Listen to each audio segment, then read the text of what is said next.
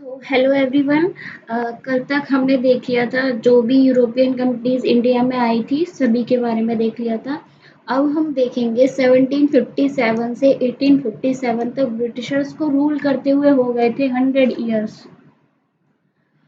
तो उसमें इन 100 इयर्स में क्या क्या इवेंट्स हुए, कौन कौन सी पर्सनैलिटीज सामने निकल कर आई, गवर्नर जनरल और वाइस रॉयस कौन कौन से थे। तो हम सबसे पहले देखेंगे कि गवर्नर ऑफ बंगाल, फिर हम गवर्नर जनरल ऑफ बंगाल के बारे में देखेंगे, फिर governor general of India, then viceroy of India. अब सबसे पहले हम शुरुआत करते हैं गवर्नर ऑफ बंगाल से, जो कि थे हमारे first governor of Bengal Robert Clive. सबसे पहले हम बात कर रहे होंगे रॉबर्ट क्लाइव के बारे में।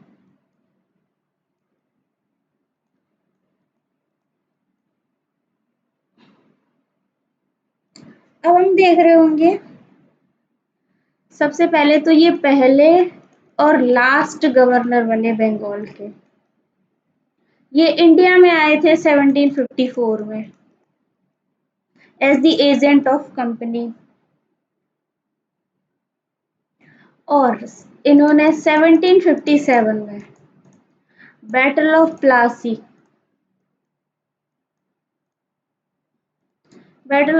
लड़ा अलोंग विद जनरल वॉटसन के साथ इन्होंने ये बैटल लड़ा और इसको ये डिफीट कर दिया था नवाब ऑफ बंगाल जिसका नेम था सिराजुद्दौला। किसको डिफीट किया? सिराजुद्दौला को, जो कि उस टाइम बंगाल के नवाब थे। सॉरी, हाँ,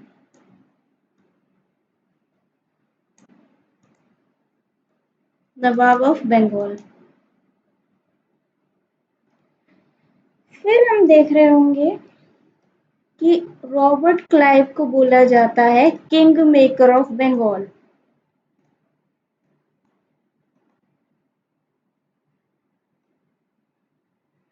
और रॉबर्ट क्लाइव दो बार गवर्नर है, एक तो 1757 से 1760 तक, फिर हम देखते हैं 1765 से 1767 तक भी ये रहे थे।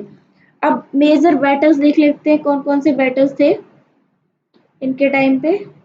तो सबसे पहले हम देखेंगे बैटल ऑफ प्लासी, हम देख चुके हैं 1757 में हुआ।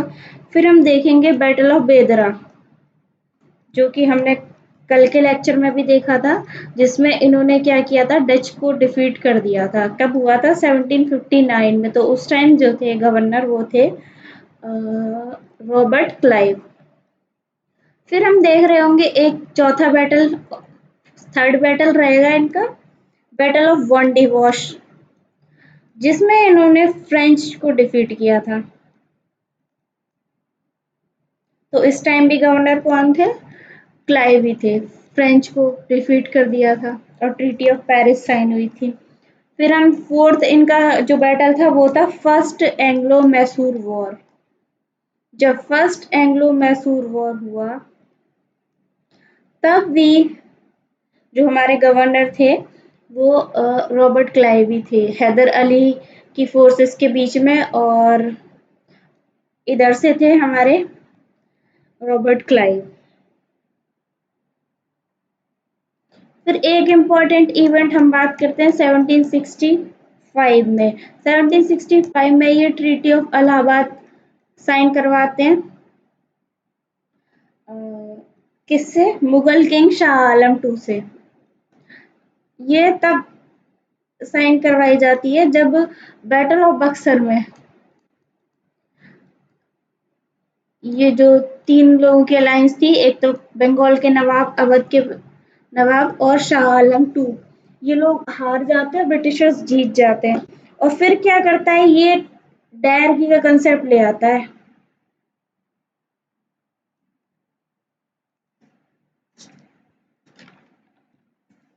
और फिर एक इम्पॉर्टेंट पॉइंट है इसके बारे में,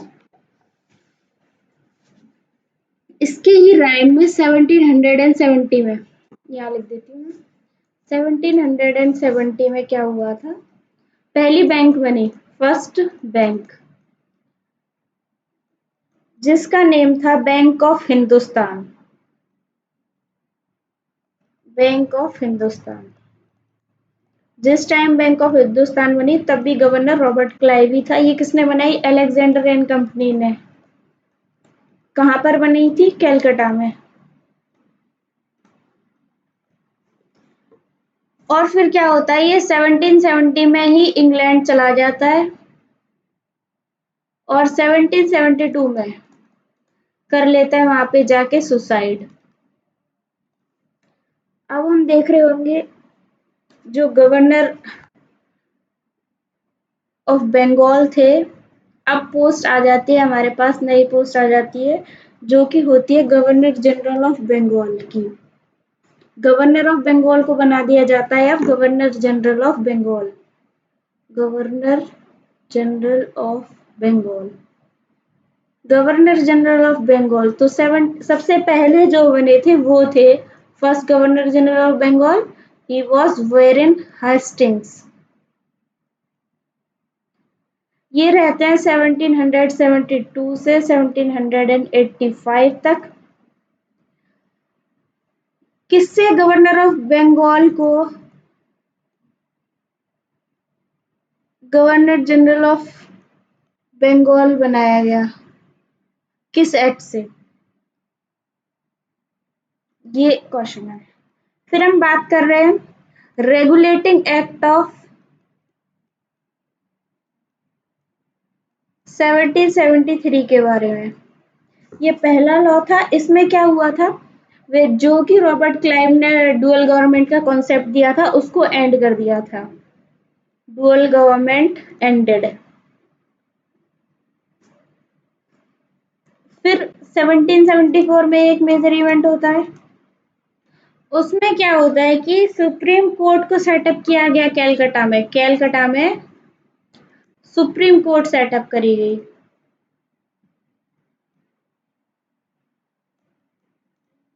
और इसने क्या किया था 1784 में वेरेन हास्टिंग्स ने एक एशियाटिक सोसाइटी ऑफ बंगाल बनाई।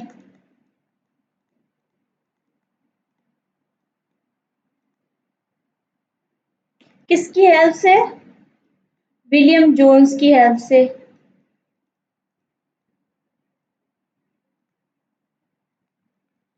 और वेरेन हेस्टिंग के ही टाइम पर जो गीता थी, हमारी गीता है होली बुक, उसको ट्रांसलेट किया गया था चार्ल्स विल्किंस के द्वारा इंग्लिश में। गीता का ट्रांसलेशन हुआ इंग्लिश में किसके द्वारा? Charles Wilkins.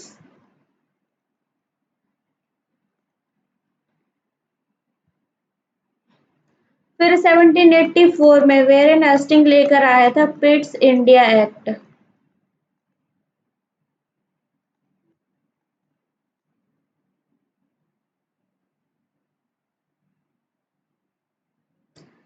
फिर जिसमें था कि जो ईस्ट इंडिया कंपनी है हमारी,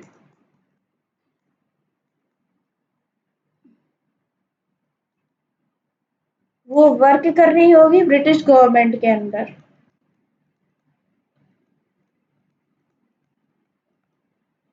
पहला न्यूज़पेपर 1780 में वेरेन हेस्टिंग के टाइम पर ही शुरू हुआ था, जिसका नेम था बंगाल गजेटी।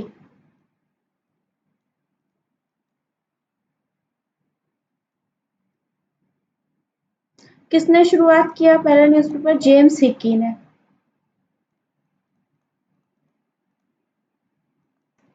अब हम देख लेते हैं इसके टाइम पे वॉर्स कौन कौन से हुए थे।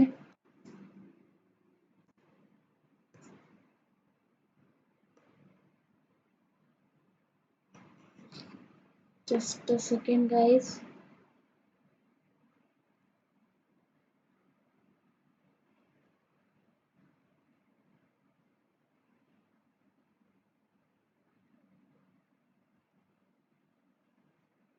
अब हम देख रहे होंगे वॉर्स कौन कौन से हुए। तो सबसे पहले हम देखते हैं सबसे पहले जो वॉर होता है वो तो होता है second Anglo Mysore war, Warren Hastings के टाइम पे,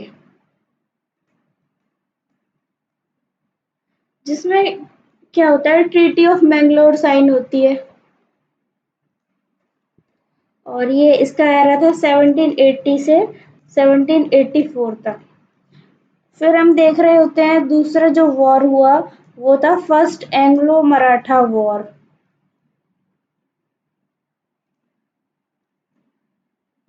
जो कि हुआ था 1775 से 85 तक चला और जो ट्रीटी साइन हुई थी वो थी ट्रीटी ऑफ सलबाई।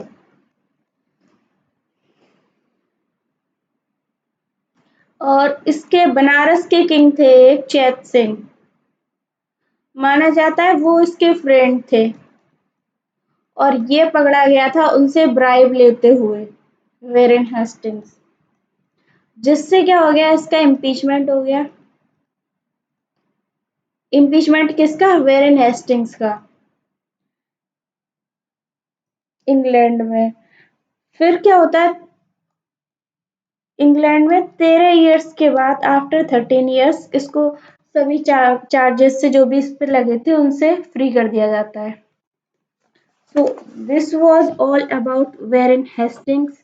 अब हम देख रहे होंगे जो नेक्स्ट गवर्नर जनरल हुए बंगाल के वो थे हमारे लॉर्ड कॉर्नवालिस। कॉर्नवालिस के बारे में देख रहे होंगे 1786 से 1793 तक इनका एरा था।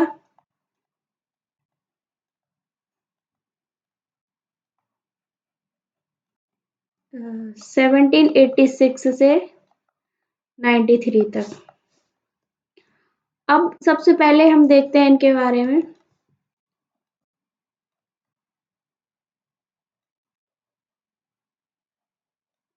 इसने क्या किया, जो सिविल सर्विसेज एग्जाम का कॉन्सेप्ट लेकर आया था, इंडियन सिविल सर्विसेज का कॉन्सेप्ट ये लेकर आया था इंडिया में। और उस टाइम पे क्या था, जो एग्जाम जो हो रहा था सिविल सर्विसेज का वो लंदन में होता था, मतलब लंदन में ही कंडक्ट किया जाएगा। कंसेप्ट कॉर्नवालिस लेके आया उसमें ये था। और जो मैक्सिमम एज थी उसके लिए 21 इयर्स मैक्सिमम एज थी।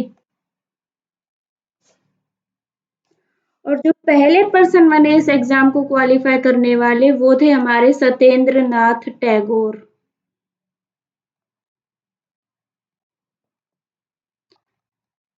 ये फर्स्ट पर्सन बने जो इंडियन सिविल सर्विसेज के एग्जाम को क्वालिफाई कर पाए। और फिर हम देखते हैं कॉर्नवालिस के टाइम पे थर्ड एंग्लो मैसूर वॉर हुआ था।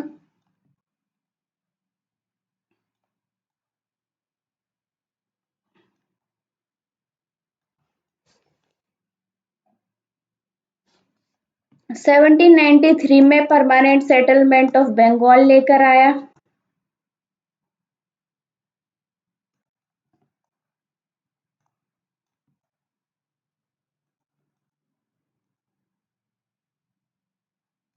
जिसको हम जमींदारी सिस्टम भी कहते हैं।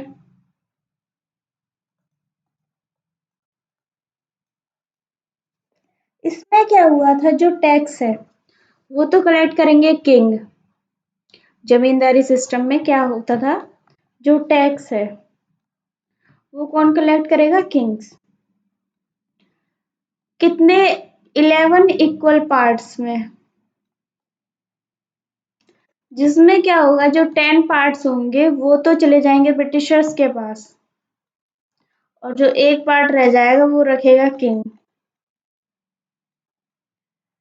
फिर जो next governor general of Bengal हुए वो होते हैं हमारे जॉन वेलेस्ली।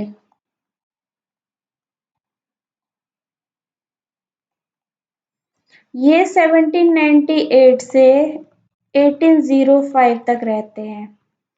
अब हम इनके बारे में देख लेते हैं कि कौन कौन से मेजर इवेंट्स हुए इनके टाइम पर। चलिए यहाँ पे जॉन वेलेस्ली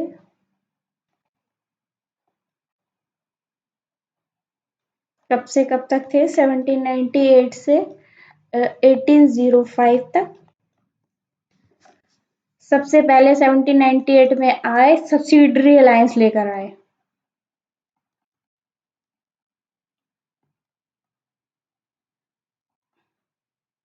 सब्सिडरी अलायंस की, जिससे क्या हुआ,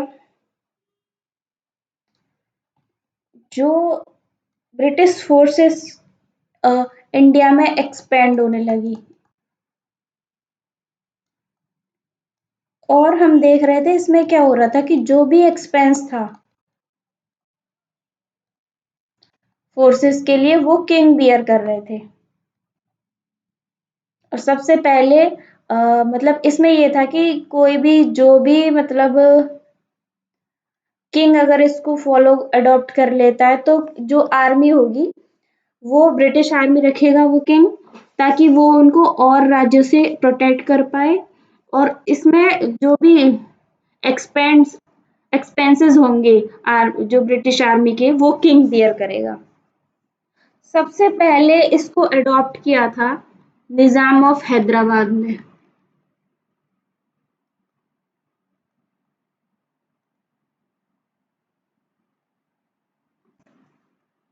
फिर हम देखते हैं 1798 में ही ये लेकर आते हैं वर्नेकुलर प्रेस एक्ट,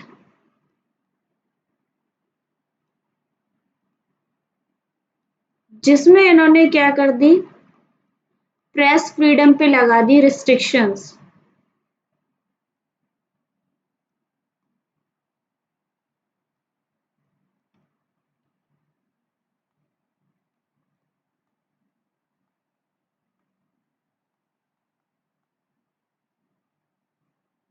वॉर देख लेते हैं, वॉर कौन कौन से थे इनके टाइम पर। तो हम देखते हैं फोर्थ एंग्लो मैसूर वॉर,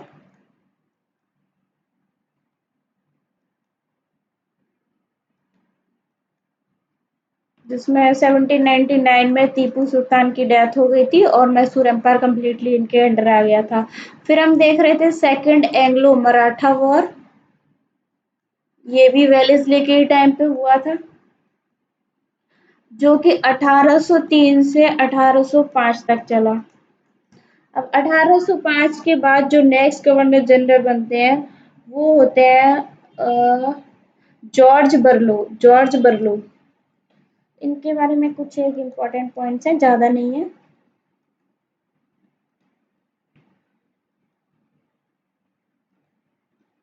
ये 1805 से 1807 तक रहते हैं।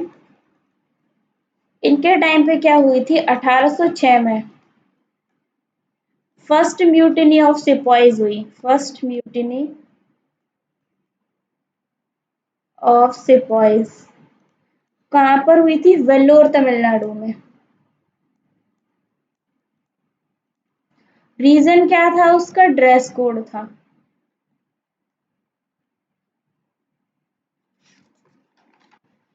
इसके बाद जो नेक्स्ट जो हमारे सॉरी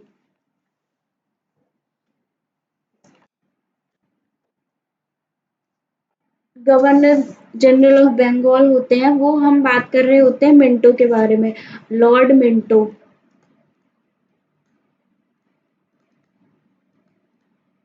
1807 से ये रहते हैं 1813 तक।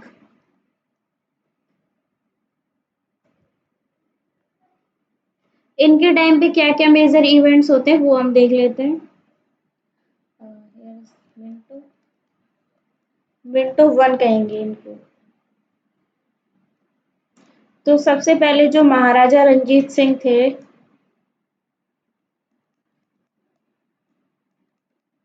महाराजा रंजीत सिंह ने क्या किया, जो कोहिनूर था, कोहिनूर ब्रिटिशर्स को दे दिया था।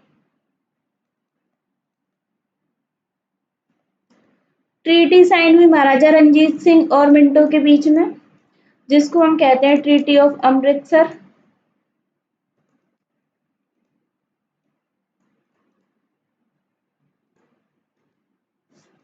1809 में साइन की गई।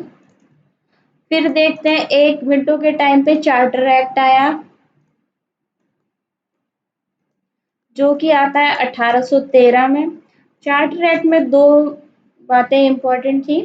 पहली तो ये होती है कि जो trading monopoly of east India company was partially ended. जो ट्रेडिंग मोनोपोली है ईस्ट इंडिया कंपनी की, वो पार्शियली एंड हो गई थी।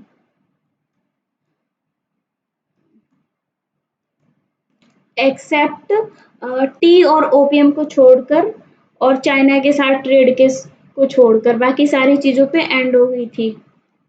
एक्सेप्ट, हम देख रहे होंगे, tea and opium and China, trade with China. और मिंटो के ही टाइम पे ब्रिटिशर्स ने डिसाइड किया कि ये 1 लाख रुपीज इन्वेस्ट करेंगे। किसके लिए, किस चीज में इन्वेस्ट करेंगे? एजुकेशन पे। इंडिया में एजुकेशन पे 1 लाख रुपीज इन्वेस्ट करेंगे। फिर हम देखते हैं कि 1813 में मिंटो का तो टाइम खत्म हो जाता है। फिर आते हैं अगले जो गवर्नर जनरल ऑफ बंगाल होते हैं, जिसको हम बोलते हैं हेस्टिंग्स। हेस्टिंग्स का टाइम रहता है 1813 से 1823 तक।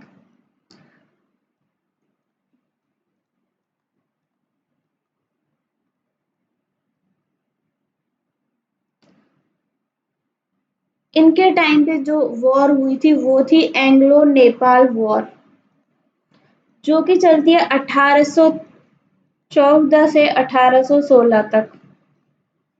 हम देख रहे हैं इसमें जो ट्रीटी साइन होती है, ट्रीटी ऑफ सगौली।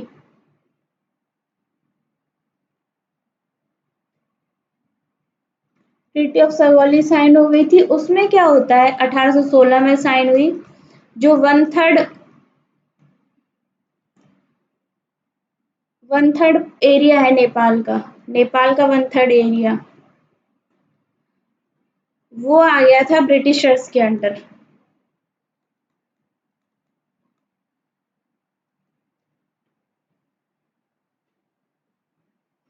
अब हेस्टिंग्स के ही टाइम पे क्या हुआ था, जो राजा राम मोहन रॉय थे, जिनको टाइटल राजा का दिया था अकबर टू ने, उन्होंने फेमस हिंदू कॉलेज स्टार्ट किया।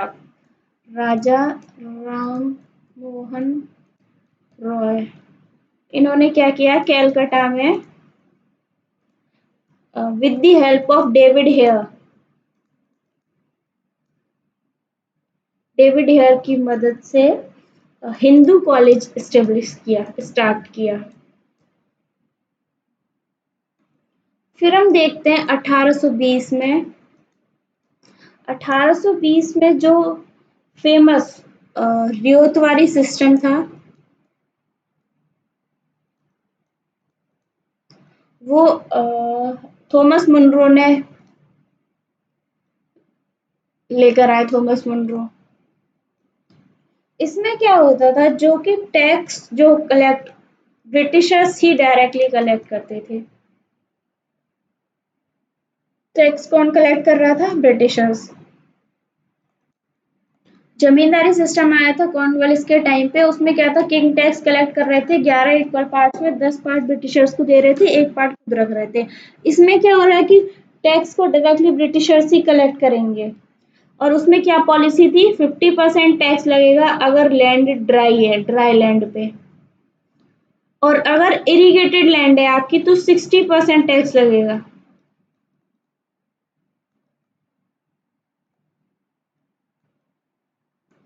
और इनके टाइम पे एक और इवेंट होता है, जो वॉर हुए, third Anglo Maratha war.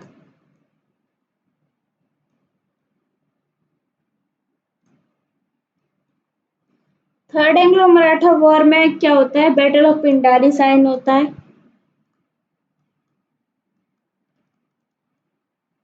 Treaty sign होती है, battle, sorry, third Anglo Maratha war को बैटल ऑफ पिंडारी भी कहा जाता है।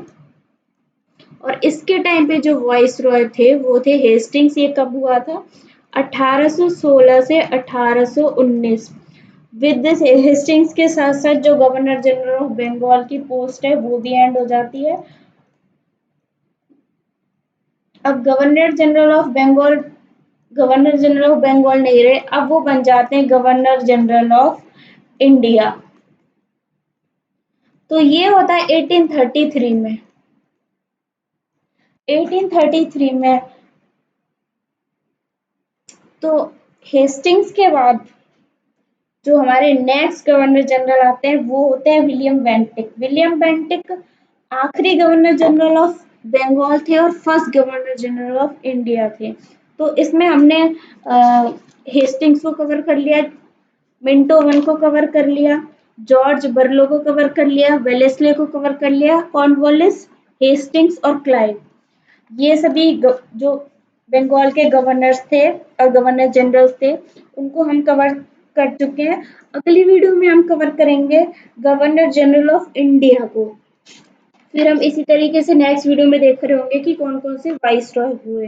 So this was all about this video. Thank you so much. अगर आपको मेरी वीडियो पसंद आई तो